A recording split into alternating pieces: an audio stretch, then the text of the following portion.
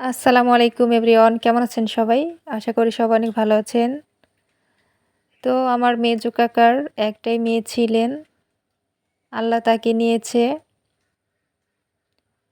ও আমার থেকে অনেক ছোট। কিন্তু মৃত্যুর কখনো বয়স হয় না। তো আমার কাকা কাকি খুবই ভেঙে পড়ছে। কাকাকে অনেক হাসানোর চেষ্টা করতেছিলাম।